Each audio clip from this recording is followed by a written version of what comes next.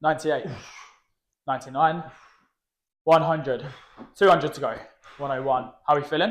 102, yeah, feeling good? Getting them lower abs, hitting them through. Nice. And break. Feeling that? Yeah, 500 reps, let's go. Absolutely not. Welcome to the Peak Collector podcast with myself, Shane. Myself, Luca. And today we are chatting no BS, just fitness whilst we are training abs. Let's go. The complete wrong way. Yes. Abs in 6 minutes, abs in 2 minutes. You've seen it all. Ab classes for 45 minutes. Yeah. Where you do 1,000 reps. And no one that does it or goes into the classes have a six pack or strong abs. No. Why? I think it's similar to like the pump class, right? Yeah. Where instead of doing 3 sets of 8 on squats, they're doing 100 reps with 2 kg dumbbells or whatever. Yeah. Same with abs. You want to progressively overload it, right? Where it's 3 sets of 8, 3 sets of 10. You can do it. Okay, let's progress that to a harder weight or more reps, etc. 100%. I think it goes back to what we said like 2 episodes ago, where it's the exercise, not the training, right? Your exercise, you're moving like a pump class, but there's no progress week in, week out.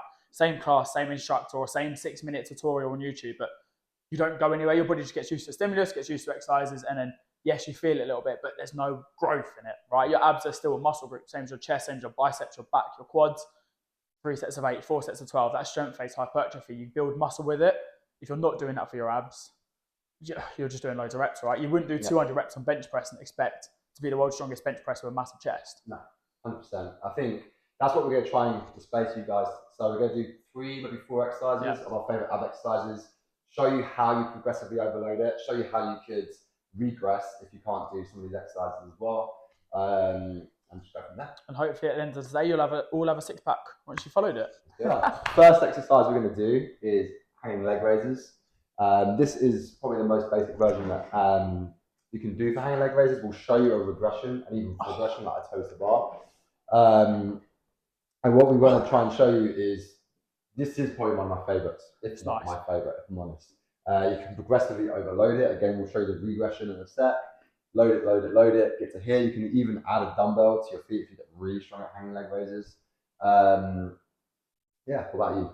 Yeah, it's a good stretch. I like it. Yeah. You've got to think with abs as well. A lot of people moan that they're not hitting it properly, but I don't think enough. Oh, you're going all the way up. Yeah. Oh, you're going strict toes to the bar. That's how I do it. Okay. So again, this is a progression, right? Yeah. And that's so you can go the whole way up. You can go all the way up. You can just go to here. However you want to do it, right? You got to think a lot with the abs, the point we were trying to get to is a lot of people don't actually stretch the core. They're laying down doing their crunches and stuff, which is a fantastic exercise, but don't just rely on it. Like, look at the extension you get from the hip when Luca's doing this as well. Yeah. You're stretching all of your abs and your torso away from the body.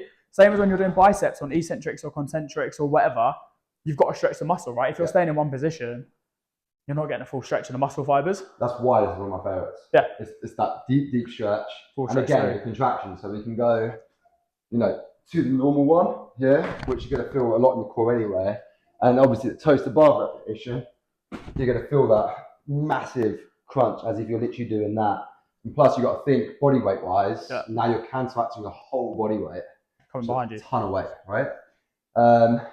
Do I show them the other regression, like a hanging knee raise, probably? Yeah, so this is what I do with a lot of my clients or CrossFit clients as well. So if you can't do toes to bar, a good one is knees to chest. So again, you're hanging and knees up, trying to bring it into your chest well, full extension from the legs again.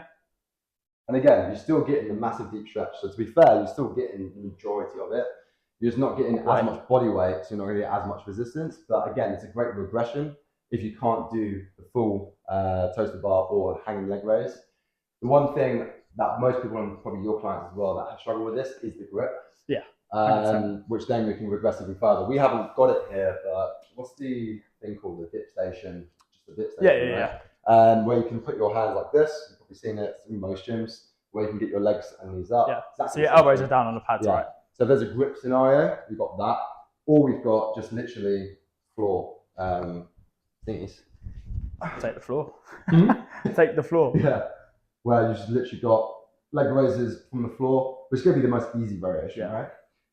Again, you're still getting a nice stretch, not as deep, but you're still going to get a pretty nice stretch there. Full contraction, all the way down. Yeah, I like the laying one as well. Yeah. And again, You got to think. Say for example, we said 3 sets at 8 to 12. If you can only do the floor one to start off with, Yeah, cool. do 3 sets at 8 to 12. Pick it up. If that starts getting really easy, why not start doing knee raises? When that starts getting easy, leg raises.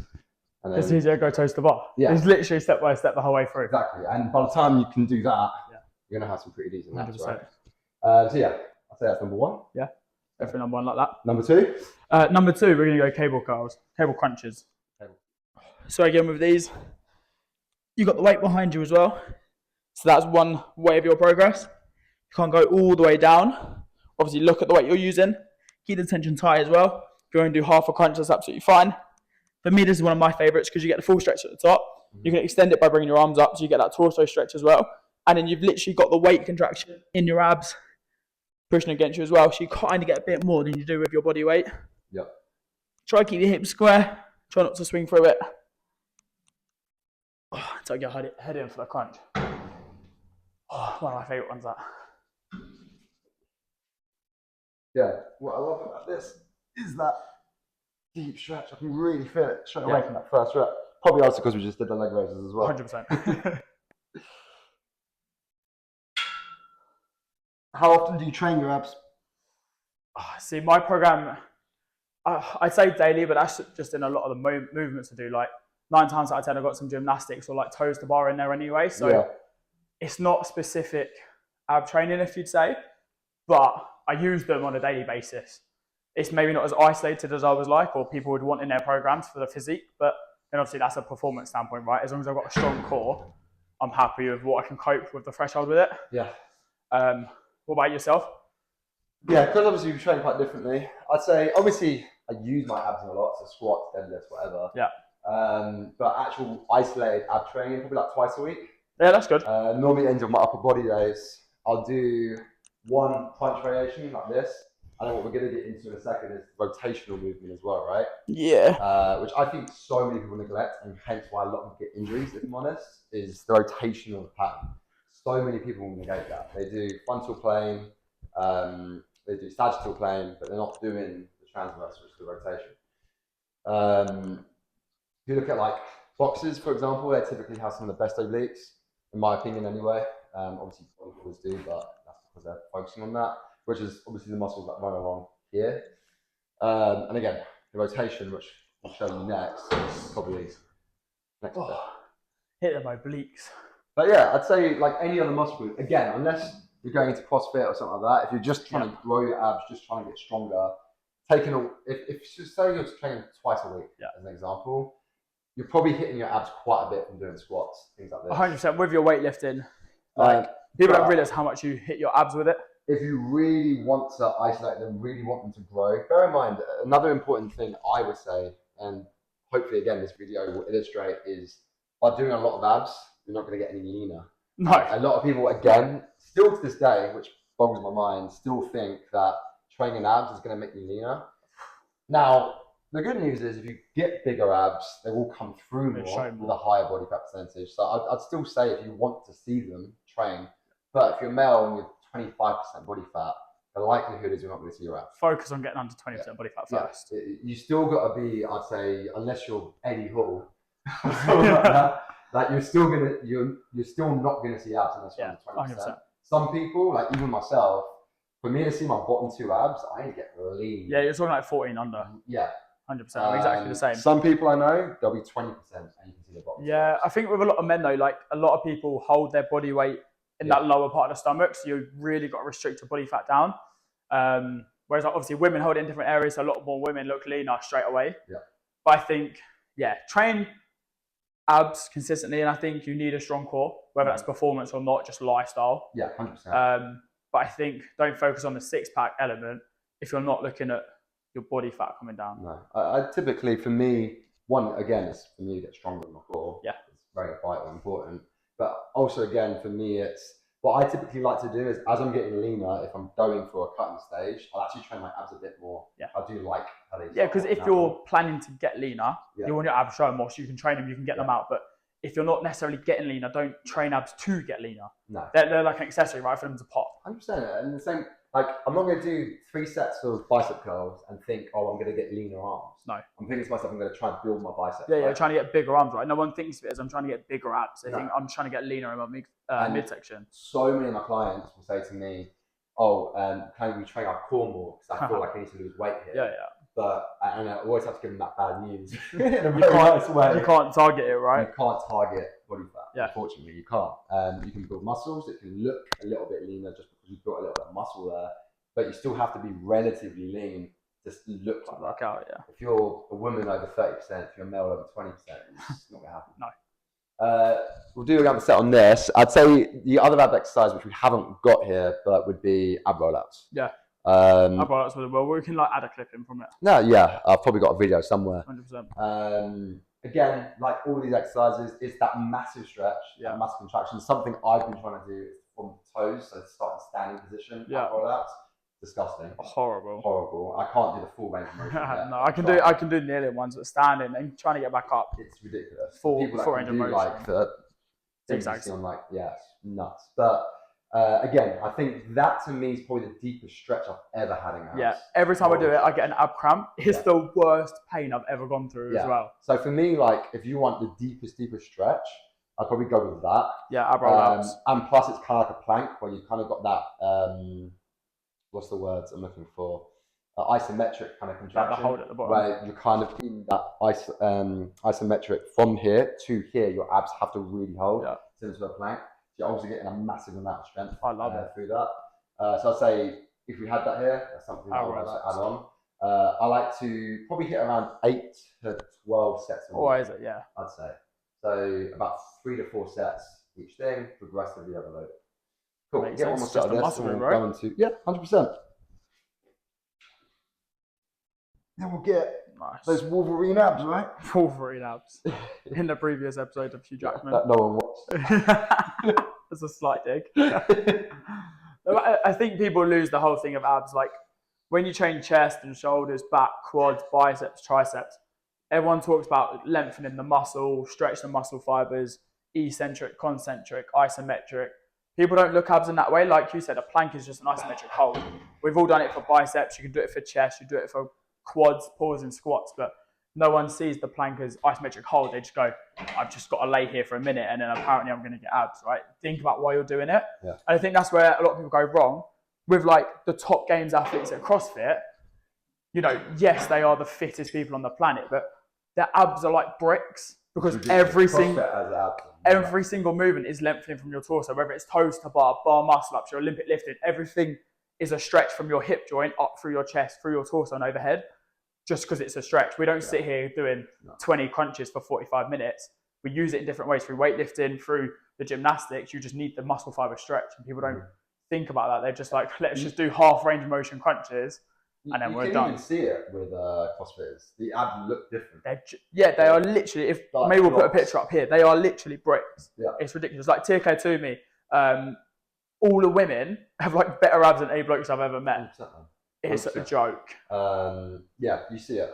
There's some other sports like that where you can literally see what sport they do just by how they abs. Remember the name? Say it. Sing it. This is 10% luck, 50% skill, whatever it is. And 100% reason to remember the name. You're lost. You've been trained for it. It's like the third biggest gym song of all time. Behind Lose Yourself and bloody Coolio. Oh, I listen to heavy metal, man. Oh my God. You were talking to the wrong guy. Well, I know Coolio, but... Welcome back to Speak Collective. Where we've got Guess the Song. If you caught us. Wood choppers. Let's go. Yes. So, like we were saying, we're trying to try that rotational plane now. There's a few different ways you can do this. I'm just going to show you the most basic way. Yeah. Everyone does this wrong, I see at the gym most of the time. They're using their arms rather than their obliques. Step away from the cable machine. So as you grab it, you're already feeling, hopefully, a stretch here. And all we're going to try and do is keep the arms where they are. We're not going to try and put it like this. All we're going to do is try and rotate at the body around. That's it. Stretch and squeeze.